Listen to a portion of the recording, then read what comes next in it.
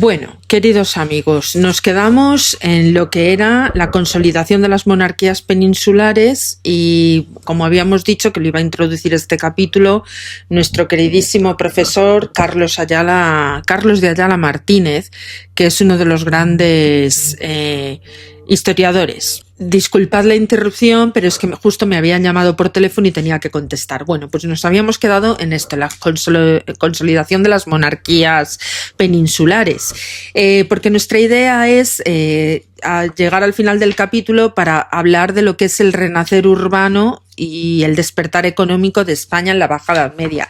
Esto es importantísimo porque nos estamos acercando ya a los albores del final de la Edad Media, el gobierno de los Reyes Católicos, que fue sin duda uno de los gobiernos más importantes de nuestra historia y que por supuesto trajo grandes cambios societarios, etcétera, etcétera. Pero bueno, no nos andemos por las ramas, continuamos.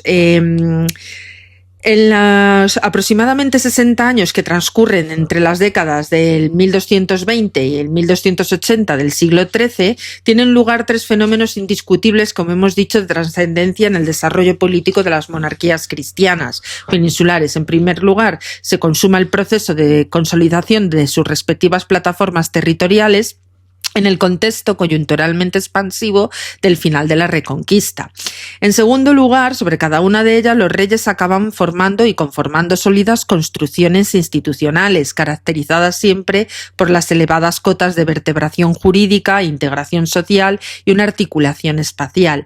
Finalmente, en tercer lugar, cada una de estas monarquías, inevitablemente relacionadas entre sí y proyectadas sobre la realidad occidental a la que pertenecen, protagonizan en conjunto un interesante fenómeno que se llama internacionalización de sus respectivas realidades políticas. Es decir, que se abre como una especie de camino de interrelación entre países y entre estados a raíz de todo esto. La institucionalización política de los reinos, en esto va a tener lugar el derecho, cortes y la organización territorial, muy importante en todos los países, pero sobre todo también aquí en España, porque claro, nosotros que somos una monarquía parlamentaria, ¿vale? Pero para llegar aquí, anteriormente hemos tenido que padecer gobiernos despóticos, gobiernos absolutistas, sobre todo en la época de los Austrias, etcétera, etcétera. ¿Todo esto qué significa? Que gracias a los cambios históricos hemos llegado hoy por hoy a lo que llamamos nuestro derecho, cortes, organización territorial del Estado, ¿vale? La solidez institucional de una monarquía del siglo XIII descansa siempre sobre tres pilares fundamentales: el derecho romano canónico, la ley común, la integración política del conjunto social sobre la realidad de unas asambleas representativas que se llaman cortes y que gracias a la presencia consolidada de ellas y entre ellas de los representantes de las oligarquías urbanas han sabido ampliar de manera eficaz la primitiva base feudo del pacto rey y reino. Y por supuesto la organización del territorio, que sería en tercer lugar, mediante una relativamente desarrollada administración y otros cauces complementarios de carácter fundamentalmente fiscal. Vamos, básicamente lo que tiene que ver con todos los tributos, hacienda, etcétera. Sobre estos tres elementos, las distintas monarquías peninsulares, como hemos dicho, desarrollan modelos políticos propios y diferenciados, aunque no por ello dejan de presentar significativos paralelos.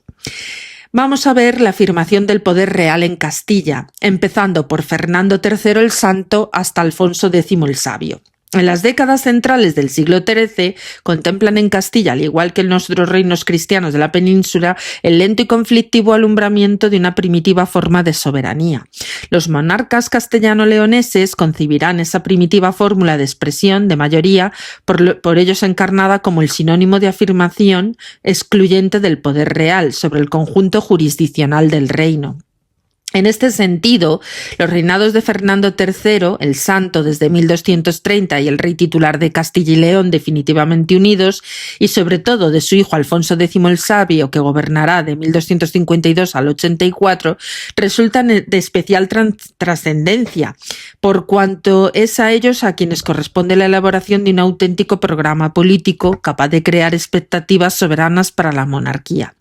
Dicho programa lo constituye un conjunto heterogéneo predominio de iniciativas y de líneas actuales que están armonizadas por el común denominador del reforzamiento del poder real, un poder que era secularizante y romanista, o sea, muy anclado en el Imperio Romano, ¿vale? Tomad nota y tomad cuenta que llevamos poco tiempo durante estos reinados de que ha decaído el Imperio Romano y los visigodos han tomado el poder, etcétera, etcétera. No son tantos los años en comparación a lo que perduró el Imperio Romano. Estamos en los inicios de lo que es la etapa propiamente cristiana, medieval, de lo que hemos hablado, ¿vale? En este caso, el imponer dicho programa no fue, sin embargo, una tarea fácil. Incluso sería legítimo hablar para el final del reinado de Alfonso X de un fracaso. Sí de significativos retrocesos en las directrices de actuación, unas directrices que no obstante acabarían imponiéndose con claridad a partir de las décadas centrales del siglo XIV, o sea, ya muy entrado el gótico o finales del gótico. El diseño del programa político tiene connotaciones soberanas y vamos a ver unos cuantos apartados con respecto a esto. Por ejemplo, el primero, que es el de la idea imperial, que está vertebradora de la acción política. El primer proyecto soberano ideado por sus reyes para la monarquía castellano-leonesa, el de Fernando III el Santo y Alfonso X el Sabio, no es fácilmente disociable de la idea imperial. Esta, desde el siglo X, estuvo siempre asociada a una reivindicación soberana sobre el conjunto de la realidad hispánica. La noción isidoriana, acordaros de San Isidoro de Sevilla, que ya hemos hablado de ello, de monarquía proyectada sobre un gran espacio entendido como totalidad, el de la Hispania romana, se traduce para la restauradora monarquía leonesa de una pretensión imperial. Entre el último tercio del siglo XI y el primero del XII, Alfonso VI, primer monarca que se dio a sí mismo el título de emperador, y Alfonso VII, el primero que se coronó como tal, rellenaron el contenido político, un concepto hasta entonces más honorífico que efectivo. Pero solo en el siglo XIII la monarquía dio paso definitivo a lo que consistía en convertir en autoritas del latín, inherente al título imperial, la expresión soberana del señorío del rey. Un testimonio posterior a su muerte afirma que Fernando III el Santo quiso que su señorío fuese llamado imperio y non regno, y fuese él coronado como emperador. Su hijo Alfonso X no lo dudaría, es decir, que el propio Alfonso X se nombró a sí mismo emperador, convirtiendo su pretensión imperial en el cauce ordenador de su propio proyecto político. Con Alfonso X el Sabio, el concepto de imperio es objeto de una importante transformación interpretativa. Se desvincula, por un lado, de la tradición hispánica que se asocia directamente a la titularidad del Sacro Imperio Romano germánico, cuya corona le fue ofrecida en marzo de 1256 por una embajada de la Autónoma República de Pisa en Italia. El hecho menos espontáneo de cómo a menudo ha sido interpretado es además o se inscribe, por decirlo de alguna manera, en un complejo marco de relaciones internacionales sobre el que más adelante habremos de volver. Basta indicar por ahora que la candidatura al trono germánico supuso para Alfonso X el fundamento teórico y justificativo para un programa de gobierno que hacía la asunción de autoritas vinculada a dicho trono. La base de un sistema político plenamente autoritario en el interior del reino es claramente hegemónico y en el ámbito peninsular, y ello al margen de las suspicacias añadidas que inevitablemente siempre han generado la tradición imperial propiamente hispánica. Ahora vamos a ver el apartado B, que es el fundamento jurídico que le llaman las partidas, ¿vale? Si la idea imperial constituye el fundamento legitimador del programa monárquico protosoberano y definitivamente perfilado por Alfonso X el Sabio, el derecho y el pilar efectivo sobre el que se apoya es su impresionante obra legisladora, en sintonía continuista respecto a la de su padre Fernando III el Santo, pero sin duda superadora con creces de aquella. Cuenta con dos objetivos prioritarios e inevitablemente relacionados: servir al proyecto centralizador de la monarquía y establecer los cauces ordenadores de una normalizada y coherente realidad jurídico-territorial de los distintos reinos que integran la corona. A estos fines fueron destinadas las grandes codificaciones del reinado, por ejemplo, el fuero real, que era llamado así fuero real, espéculo y partidas, y los sistemáticos mucho más específicos ordenamientos como las leyes de los adelantados mayores, la normativa reguladora de la mesta o el ordenamiento de las tafurerías. Las primeras tienen valor añadido de constituir la base teórica llamada larga pervivencia de todo un sistema jurídico de cuño estatalizante, es decir, con un sesgo estatalizador, ¿vale? De estatal. Además, que desde luego distó de ser plenamente aplicado en el siglo XIII. Buena muestra de ello es el fuero real o un temprano proyecto unificador de las leyes municipales, frenando en seco por la oposición aristocrático-nobiliaria de 1272. Ya sabéis que había muchas pugnas entre monarcas y nobles. Mucha mayor fuerza constitucional como marco de referencia del poder del soberano del rey tuvo el espéculo, que es una obra conscientemente interrumpida por Alfonso X el Sabio, para refundirla sustancialmente con otro proyecto mucho más ambicioso que además serviría de base de universalización y pretensión imperial, que es lo que llamamos las partidas. En esta obra de sistemática recopilación, acentuando carácter doctrinal que supone su más serio esfuerzo codificador del derecho común pleno medieval, en este texto se halla dividido en 7 secciones o partidas, en la primera de las cuales se aborda el tema de la fe cristiana, la Iglesia y su organización. La segunda, probablemente la más decisiva, contempla todo lo relativo al rey, el ejercicio de su poder, la dimensión propia de la autoridad soberana del emperador y la estructuración de la corte y organización militar. La administración de la justicia es el tema central de la tercera, mientras que la cuarta alude a los problemas relativos del derecho matrimonial y feudal, aspectos mercantiles que sirven además para articular la quinta, las herencias y los testamentos, sexta. Finalmente, la séptima incluye toda una relación de leyes penales con especial incidencia en el problema de las minorías confesionales y de los concernientes al mundo de la hechicería y la heterodoxia. Básicamente los pilares sobre los cuales luego se articuló la Santa Inquisición, que puso en práctica el reinado de los reyes católicos.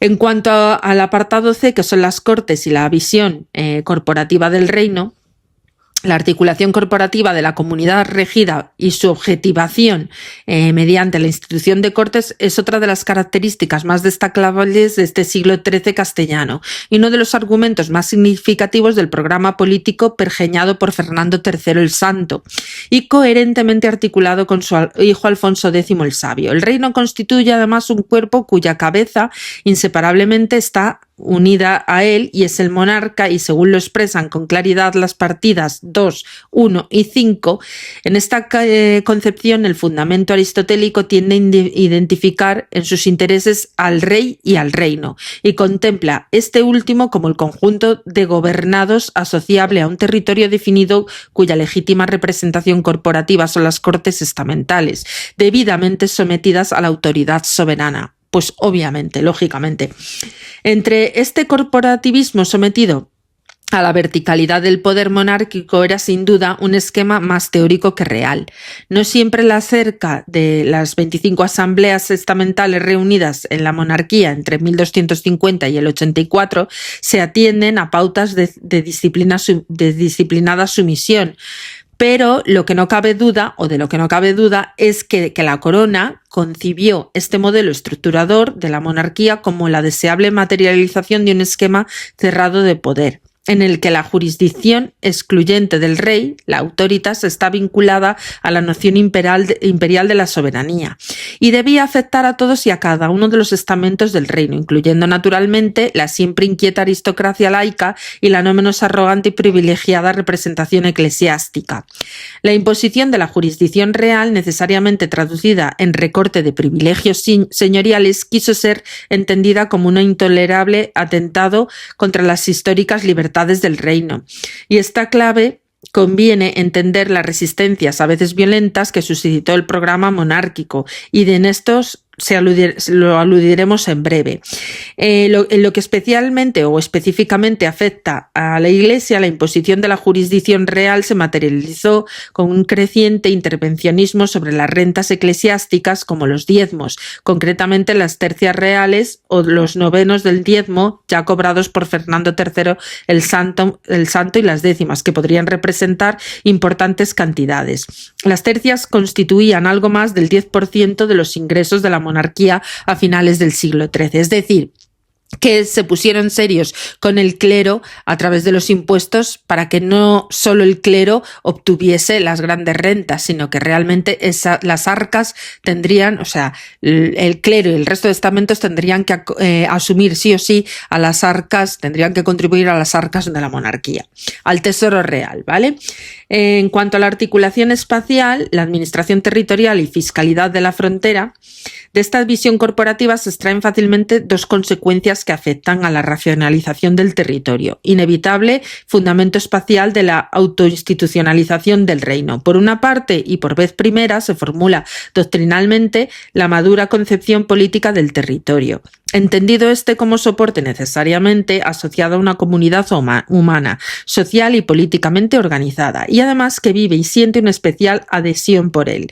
Por otra parte, la institucionalización del reino a través de las Cortes se convierte en una manifestación indisociable de la delimitación territorial fronteriza.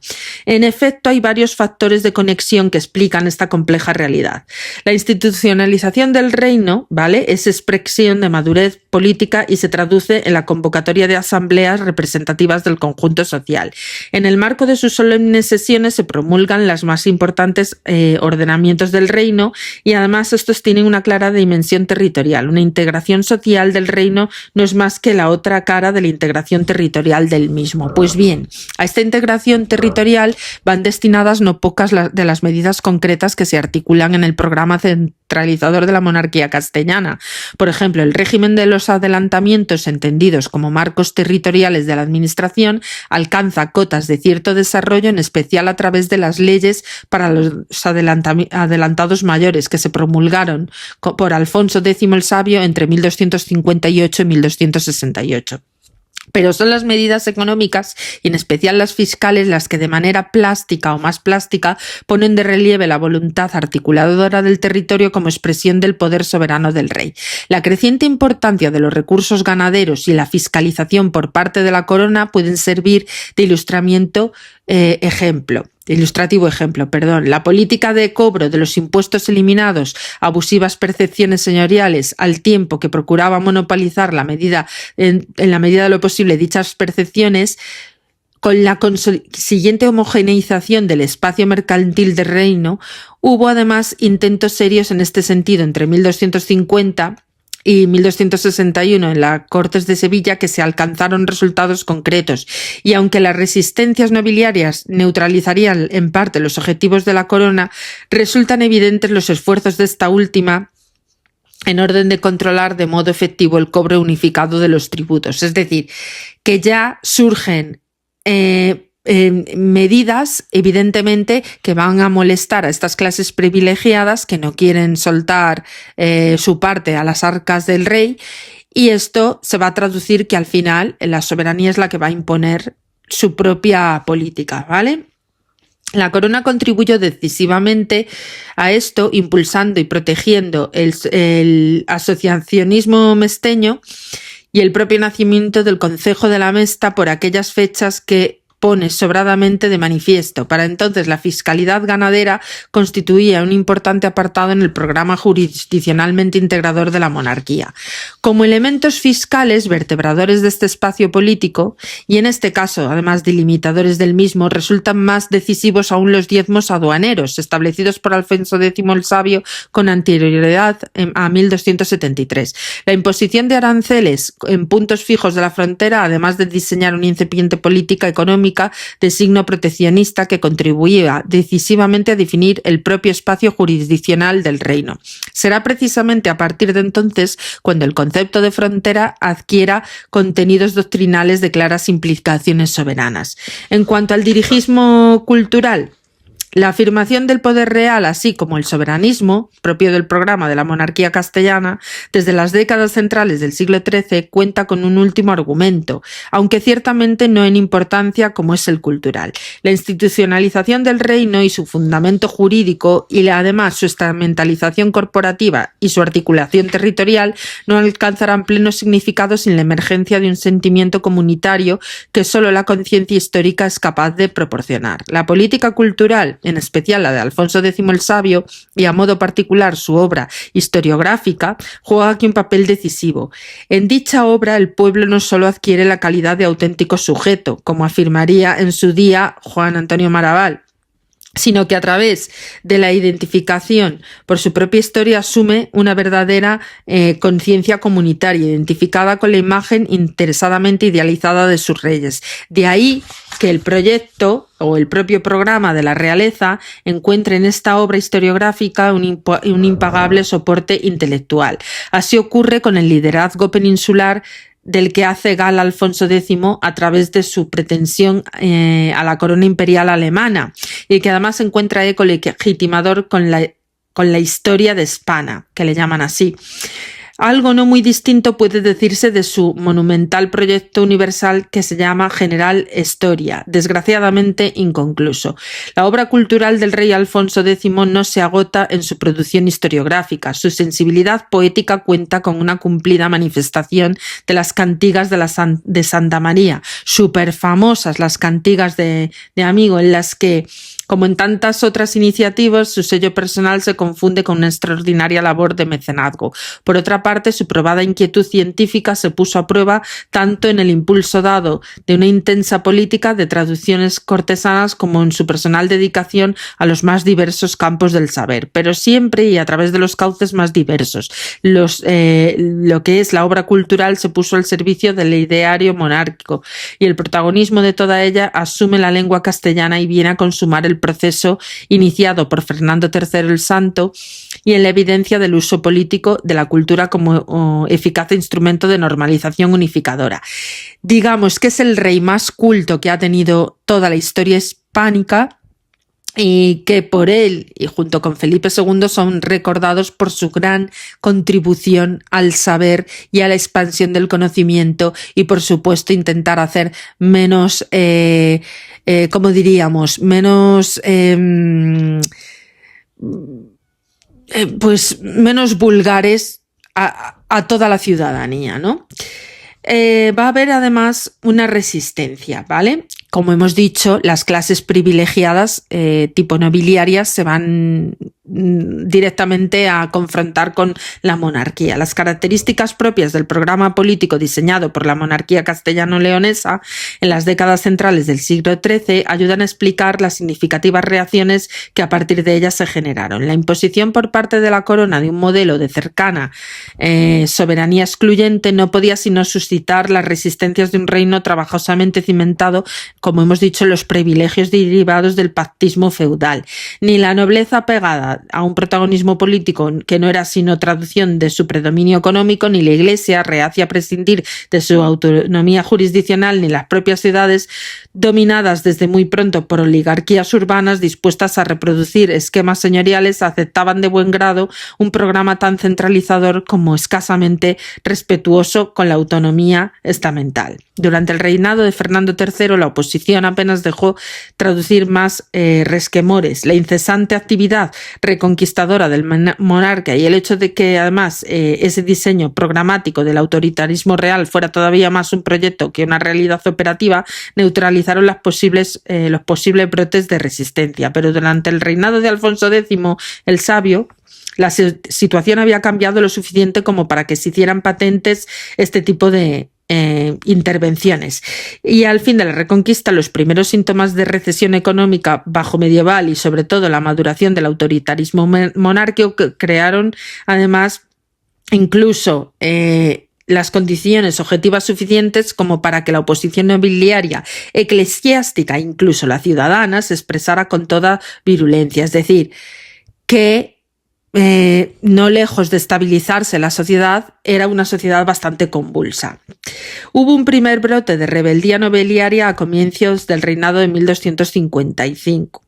protagonizado por Diego López de Haro, el señor de Vizcaya, que ya hemos hablado de él en diferentes capítulos anteriores, y convivencia con un hermano del rey, el infante Enrique, con la complacencia de Aragón. Más tarde, la revuelta de Mudéjar, granadina, en 1264, que es la respuesta política centralizadora del monarca, y tuvo algunas implicaciones que también permiten conectarla, aunque ciertamente por vía muy indirecta, con la realidad de la opositora de las más acomodadas aristocracias del reino.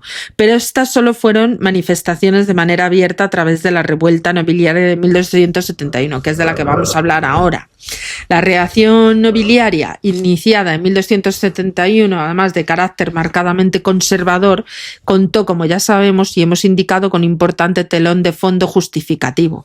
Los tempranos síntomas de una gran depresión bajo medieval, precisamente para combatir sus negativos efectos, Alfonso X habría convocado a los mercaderes provenientes de todos sus dominios a una extraña asamblea estamental e historiografía, a falta de otro título mejor que ha de definirse como ayuntamiento, en 1268.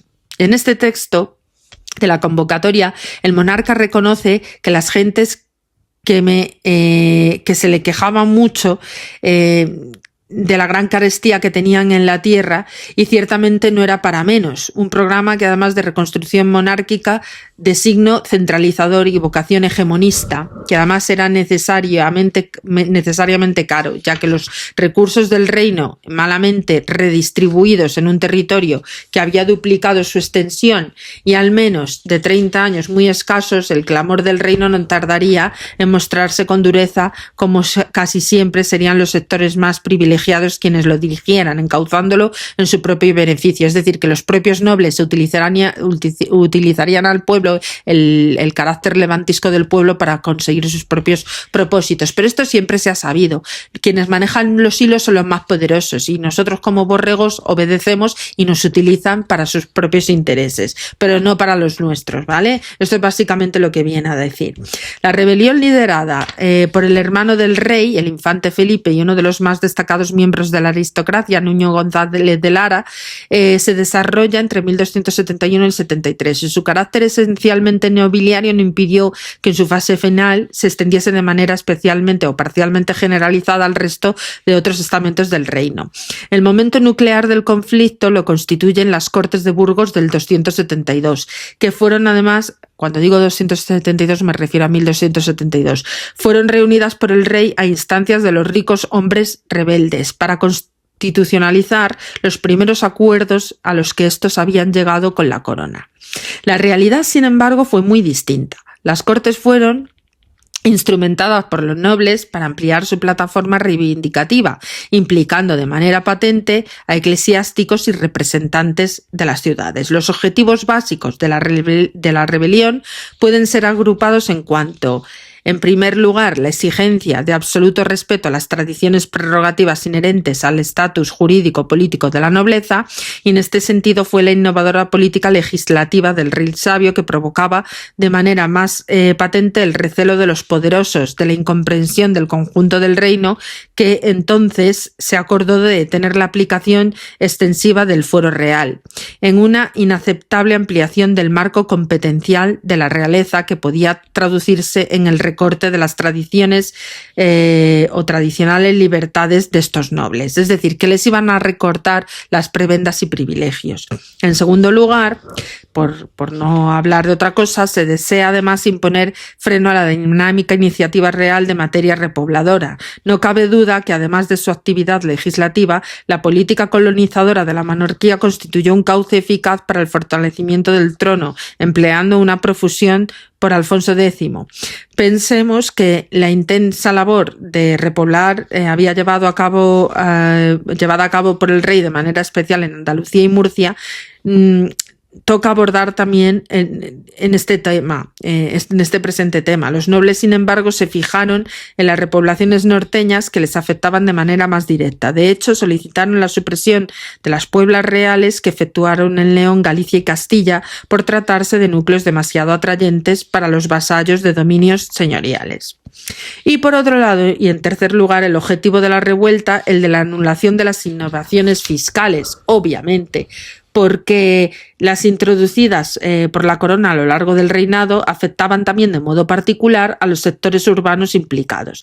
De hecho, en 1273 el rey se vio obligado a limitar un periodo de 6 años las percepciones de diezmos aduaneros. En cuarto y último lugar, aunque probablemente no en importancia, los rebeldes se manifiestan en su radical oposición a la política exterior de Alfonso X y de manera especial a sus aspiraciones imperiales. Dichas aspiraciones constan además del enorme gasto que requerían, y que además, sobre todo, la manifestación palpable del deseo de unir el poder del rey a la autoridad del soberano eminente a través del título imperial, que reforzaría notablemente la posición del monarca en el interior de sus dominios. Es decir, que cuanto más se extendiera todavía su poder, peor iba a ser para el pueblo contravenir este absolutismo imperialista. Pero es que esto ha sido siempre en todas las monarquías, ¿vale? Y sobre todo en las absolutistas, que al final tenían al pueblo totalmente destrozado. Y si no, vayamos al futuro, a la famosa Revolución Francesa, que corta de raíz con el gobierno del terror de Robespierre toda pretensión absolutista de los reyes. Bueno, pero eso será mucho más adelante. El resultado de la rebelión supuso un triunfo para la nobleza. De hecho, en 1274, como consecuencia de ella, puede percibirse a las claras el deterioro de la corona ceñida de Alfonso X. Pero aunque la rebelión acaudillada por la nobleza había sabido erosionar con habilidad los resortes más elementales del poder de la monarquía, sería exagerado considerar la victoria como absoluta. Bueno, digamos que hicieron como una especie de concordato, por llamarlo de alguna manera. Luego sucederá una guerra civil en 1282 que va del 82 al 84, o sea, durará unos 2 años más, y esta forzosa moderación impuesta por el programa de Alfonso X y la debilidad que evidencia no tardarán en ser rentabilizadas por la oposición, provocando una guerra. El infante Sancho quiso blindar su futura herencia organizando en torno a sí a los sectores más representativos de la oposición anti-alfonsí. En primer lugar, una buena parte de la ricaumbría castellano-leonesa, y en segundo lugar el de los prelados, cada vez menos tolerantes con las injerencias regalistas del monarca, que además recientemente en 1279 habían denunciado al rey elevando colectivamente sus gravámina ante la sede apostólica, y en tercer lugar a los maestres de las órdenes militares cuyas milicias amenazadas y su autonomía jurisdiccional podían proporcionar sustanciosas rentas que la realeza codiciaba.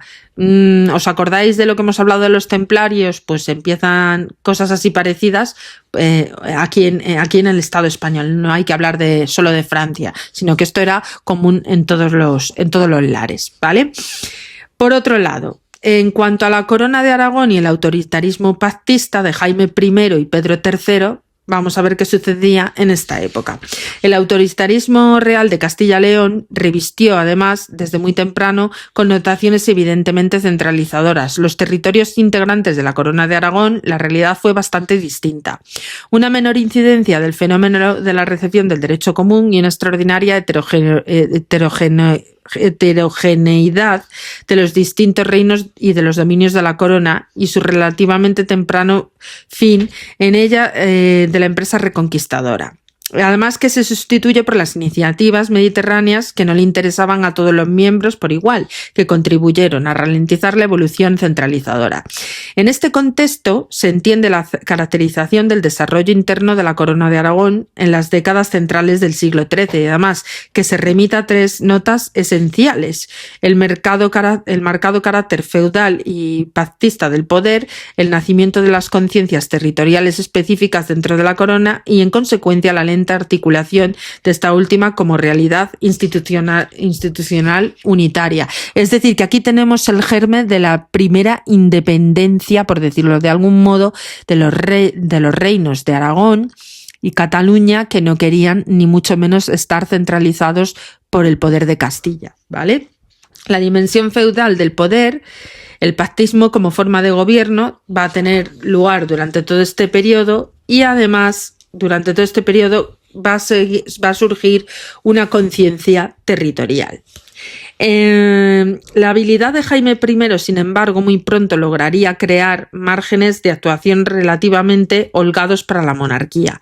La empresa reconquistadora sería gran clave explicativa. El ambicioso programa de conquistas de 1225 diseñado por el monarca le permitió granjearse la simpatía de los fieles aliados que ya no le abandonarían. En primer lugar, un ejército adicto personalmente, dependiente del rey, acrisolado en la guerra reconquistadora e incentivado por las recompensas del botín de los repartimientos que podían ofrecer. En segundo lugar, y sobre todo, el Principado de Cataluña, cuya emergente burguesía no ocultaba su interés en la puesta en marcha de una maquinaria de guerra que le permitiría abrir limitadas perspectivas o ilimitadas perspectivas de su desarrollo comercial. Frente a tan contundente eje realista, por decirlo así de alguna manera, la oposición nobiliaria, fundamentalmente aragonesa, se instaló en la lógica feudal del gobierno pactado como compartido por ella, utilizando los mecanismos de reacción sin duda contundentes, como el asociacionismo unionista del exilium feudal y concretamente el pago bovache como arma de la negociación política. El asociacionismo nobiliario contaba con el efecto añadido de interesar también en estamentos ciudadanos. Desde los años 20 del siglo XIII, ese asociacionismo cristalizó en diversas uniones. En 1227, concretamente, la constituyó en Jaca, una amenazadora liga nobiliaria a la que se hallaban comprometidas las ciudades de Zaragoza, Huesca y Jaca. Y este unionismo mantuvo como fórmula la cohesión nobiliaria y estamentalmente frente a la monarquía durante todo el reino de Jaime I. Y desde luego también afectó a la nobleza catalana, especialmente levantisca, en los últimos años de su gobierno. Pero fue sin duda bajo el reinado de su hijo Pedro III de 1276 a 1285 cuando adquirió carácter de mayor precisión política a través del nacimiento de la Unión de la Unión por Autonomasia, en la que en 1238 obligó al monarca a jurar privilegio general que garantizaba las libertades del reino, un eufemismo que, como en otros reinos del occidente cristiano, escondía la defensa de un estatuto privilegiado de los más poderosos, es decir, que consiguieron que el rey pasase por el aro.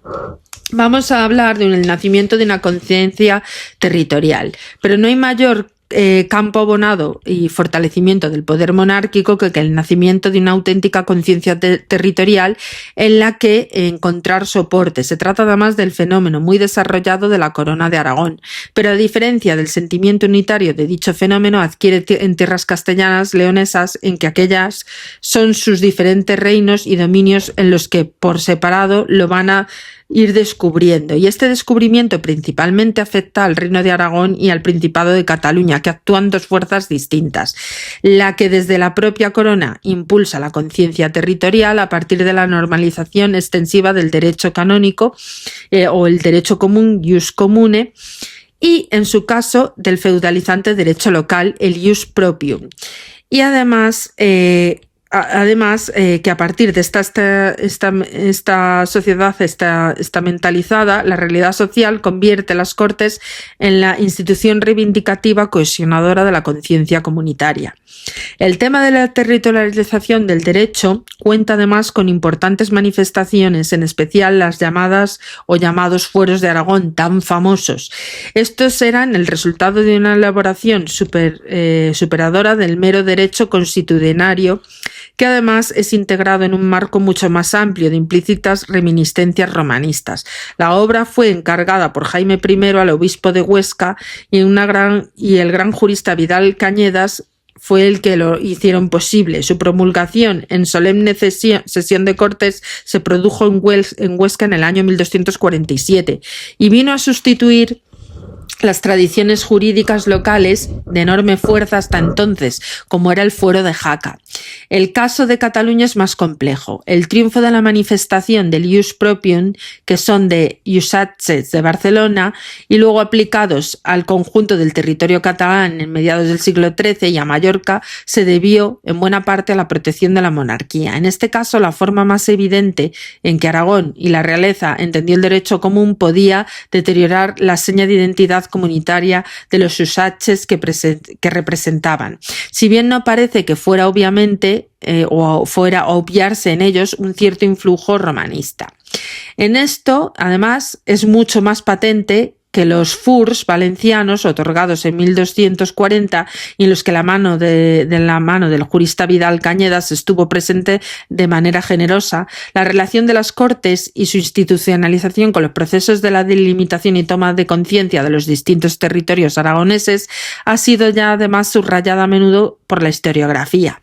Las Cortes privativas de cada reino o dominio de la corona manifestaban una firme voluntad territorialmente diferenciadora de sus respectivos estamentos. En Aragón, Cataluña, las Cortes se reunieron por separado desde que en 1244 las de Barcelona decidieran que la Cinca fuera el límite o el Cinca fuera el límite entre ambos territorios. En sus solemnes sesiones los estamentos se pronunciaban sobre cuestiones decisivas que además incumbían al desarrollo de respectivos reinos.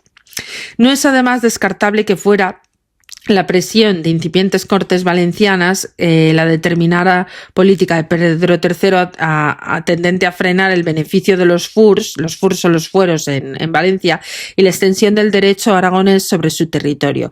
Pero serán las Cortes aragonesas, reunidas en Zaragoza de 1283, las que en el contexto de inusitada efervescencia estamental mostraran el tono más patente de la conciencia del reino y su preeminente posición frente al rey. Además de arrancar de Pedro III la confirmación del privilegio general, exigiendo al monarca su convocatoria anual, una pretensión que meses después las Cortes catalanas de Barcelona le impusieron también igualmente a través de la Constitució, conocida como una vegada de l'any. En cuanto a la lenta articulación de la corona, pues evidentemente la territorialización de cada uno de los elementos constituyentes de la corona no fue acompañada, sin embargo, por la correlativa gestación de un sentimiento integrador para el conjunto de la monarquía. La inmadurez respecto comenzaba en la propia realeza, afectada por los feudalizantes tendencias de los patrimoniales. Los sucesivos testamentos de Jaime I lo ponen sobradamente de manifiesto. En el primero de ellos, dictado en 1241, se contempla la herencia de Aragón y Cataluña a favor del hijo primogénito del rey, el infante Alfonso, habido de su primer matrimonio con Leonor de León y la hija de Alfonso IX. Por su parte, Pedro, hijo de la segunda mujer del rey, Violante de Hungría, recibiría los reinos de Mallorca y Valencia, así como los señores ultrapirenaicos de Montpellier, Rosellón y Cerdaña. Sucesivos nacimientos de infantes determinarán las correspondientes variaciones testamentarias hasta 1248. Jaime I redacta lo que consideraba como disposiciones definitivas en materia de herencia. Alfonso recibiría el antiguo reino de Aragón con las grandes comunidades municipales de Zaragoza y Teruel, pero sin Ribagorza, que quedaría integrada al Principado de Cataluña. Pedro heredará además Cataluña y Mallorca, y mientras a los infantes Jaime y Fernando les correspondería Valencia y las posesiones ultrapirenaicas respectivamente. Frente a tales vaivenes y sus consecuentes alteraciones, el infante Alfonso se exilió a Castilla, y la representación estamental de las Cortes mostró una gran responsabilidad política, por ejemplo en Alcañiz en 1250. Además que se determinó una diputación comisionada que estableciera un acuerdo realmente definitivo, y este consistió en que los reinos de Aragón y Valencia, sin posibilidad de separarse, fueran confiados al infante Alfonso, el Principado de Cataluña al infante Pedro. Las dificultades generadas por este tipo de soluciones segregadoras reorientarían el tema a lo largo del reinado de Pedro III, como por otra parte, muerto su hermanastro Alfonso, habría recibido en herencia el conjunto de la corona. Pues bien, en 1282 dicta testamento unitario a favor de su primogénito Alfonso, incluyendo los derechos feudales sobre el reino de Mallorca y, eso sí, dotando de un importantísimo conjunto de rentas territorios en Ribagorza, Pallars, al infante Jaime. Sin embargo, el sentido práctico de Pedro III y no una exigencia constitucional lo que determinó su política refractaria ante las particiones. Habrá que esperar a 1319 para que durante el reinado de Jaime II las Cortes de Tarragona aprueben el llamado privilegio de la Unión, en el que queda consagrado el principio de la indivisibilidad de los territorios integrantes de la Corona de Aragón.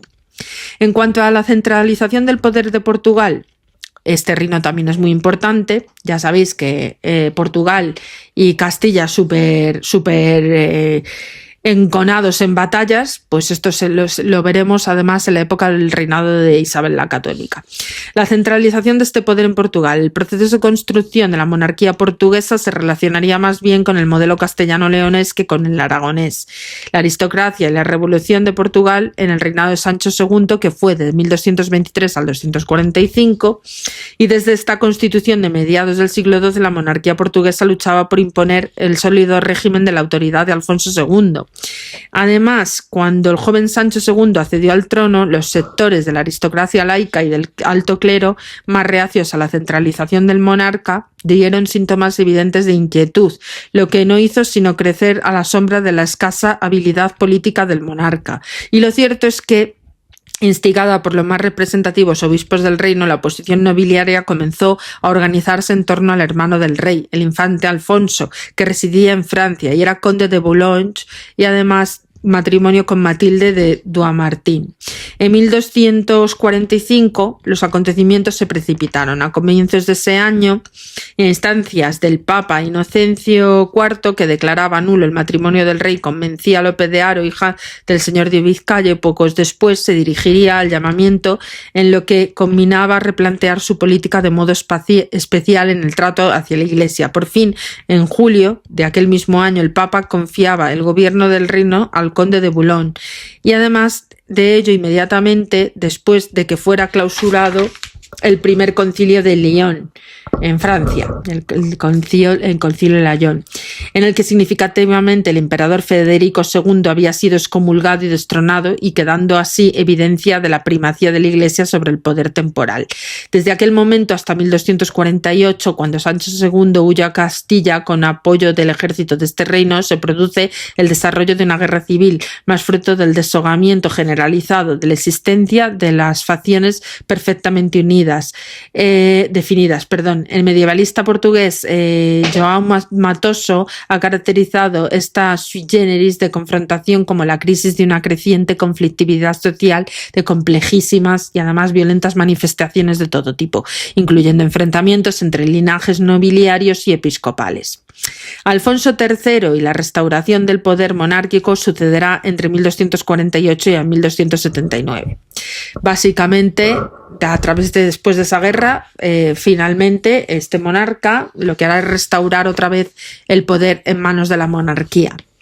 En cuanto al reino de Navarra, otro reino muy importante, el pactismo y la foralidad, pues el primer tercio del siglo XIII contemplaba además el pequeño reino de Navarra un fenómeno de debilitamiento político, consecuencia del fin de su participación en la Reconquista, y el consiguiente la imposibilidad de expandirse territorialmente. El último gran rey de Navarra, Sancho VII, el Fuerte, que gobernó de 1194 al 234, consciente de este hecho, pactó en 1231 con Jaime I de Aragón la inclusión de su reino en la corona de Aragón, mediante un acuerdo de prohijamiento mutuo en el que en términos de herencia en ese momento solo podían beneficiar al aragonés. El pacto nunca se llevó a efecto, pero la sombra de la dependencia constituía un peligro real, con lo cual cuando murió Sancho VII sin hijos, la nobleza navarra quiso conjurar ofreciendo el trono al reino pirenaico al sobrino de aquel, el conde Teobaldo de Champagne.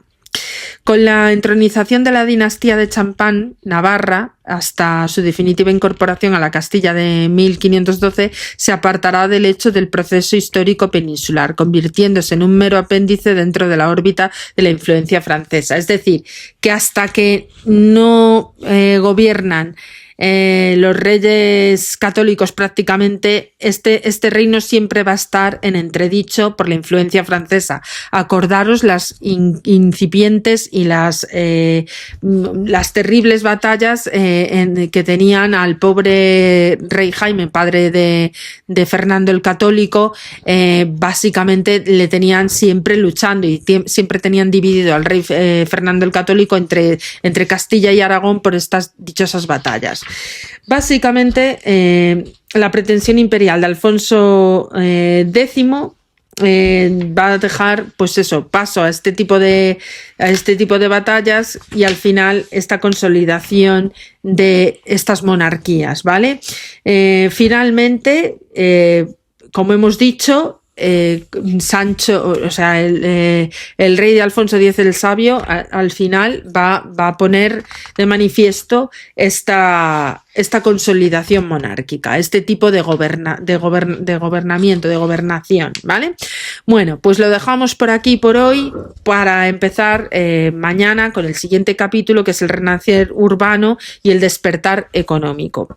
Agradeceros enormemente vuestra paciencia. Como veis, estáis viendo que estoy intentando editar vídeos con un poquito de mejor calidad para que esto no sea totalmente estático, porque ya que vamos a hablar de temas históricos, para que no sea tan aburrido, tan tenaz, tan burdo, lo que quiero es mejorar un poquito la calidad de dichos vídeos, bueno, pues haciendo algunas animaciones de carácter personal, en fin, bueno, algo que pueda aportar un poquito de cariño a este contenido. Bueno, agradeceros que os sigáis suscribiendo. Como sabéis, mi reto es llegar a los 100.000 suscriptores. Me va a costar muchísimo, voy por unos 21.500 casi suscriptores, es muy poco todavía, pero a ver si podemos pasar esa franja de suscriptores, que por lo menos vayamos llegando a los 30.000, a ver si puede ser.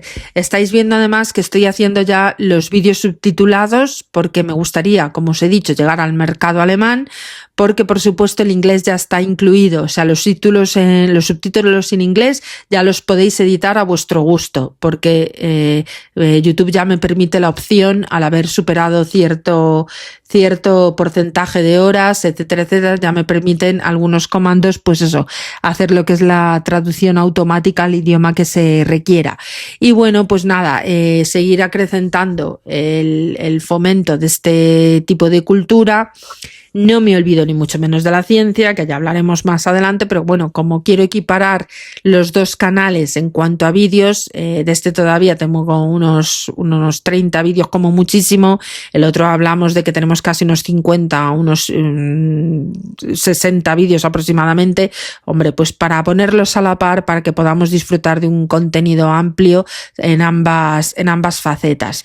Y bueno, pues nada, agradeceros muchísimo el cariño que me prestáis, vuestra paciencia, como he dicho, suscribiros, compartir, darle al like y a ver si podemos comenzar una comunidad de gente que le guste postear cosas interesantes de las que podamos hablar, misterios o tradiciones que le preocupen de estas épocas históricas, sobre la que podamos comentar pues temas, tradiciones, etcétera. Lo mismo que habéis visto ese artículo que he publicado, que os dejo aquí enlazado, el último artículo que iba de los templarios, que es externo al capítulo que he abordado en su día, pero para seguir explicando fenómenos tradicionales de esta época. Pues esto es algo parecido.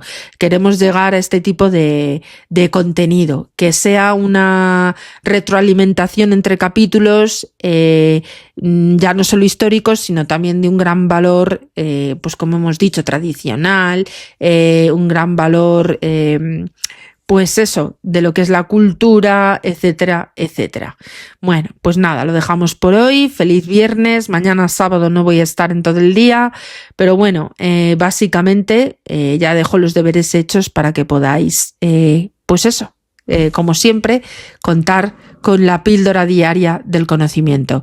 Que os quiero mucho y muchas gracias por participar y venir a esta nave ya no solo del misterio, como diría Iker Jiménez, sino nave de la cultura, nave de la divulgación y nave de la historia y de la ciencia.